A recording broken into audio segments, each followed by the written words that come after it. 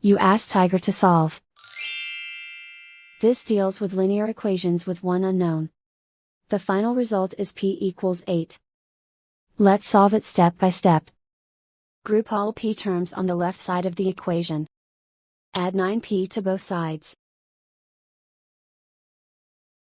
Group like terms. Simplify the arithmetic. Group like terms. Simplify the arithmetic. Group all constants on the right side of the equation. Add 10 to both sides. Simplify the arithmetic.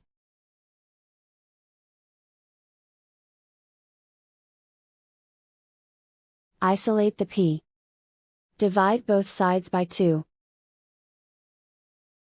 Simplify the fraction. Find the greatest common factor of the numerator and denominator. Factor out and cancel the greatest common factor.